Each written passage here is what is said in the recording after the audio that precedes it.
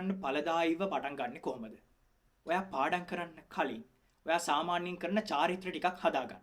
උදාහරණයක් විදිහට යම්කිසි යාඥාවක් කරලා පාඩම් කරන්න පටන් ගන්නවා.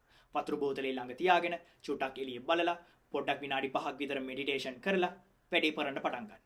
මෙන්න මේ විදිහට යම්කිසි චාරිත්‍ර කිහිපයක් ඔයාම හදාගන්න. එතකොට ඒ ටික ඔයා කරද්දී ඉබේම ඔයාගේ මනස ශරීරය ලෑස්ති වෙනවා පාඩම් කරන්න. ඒත් එක්කම ඔයා පාඩම් කරන්න පටන් ගත්තට පස්සේ 5MF ටෙක්නික් එක යූස් කරන්න. ඔයා පැයක් පාඩම් කරනවා කියලා ඉඳගත්තත් විනාඩි 5 කොටස් වලට පාඩම් කරන්න. විනාඩි 5ක් පාඩම් කරනවා ආයි ඊළඟ විනාඩි 5 පාඩම් කරනවා. මේ විදියට 5 කොටස් වලින් කරන්න කිහිපයක් කරාට පස්සේ අර ඔයාව පාඩම් කරන මෝඩ් එකට වැටුණාට පස්සේ ඉබේම පැය ගාණක් පාඩම් කරගෙන යන්න පුළුවන්. යම්කිසි චාරිත්‍ර ටිකක් හදාගන්න. ඒ චාරිත්‍ර ටික කරලා පාඩම් කරන්න පටන් ගන්න.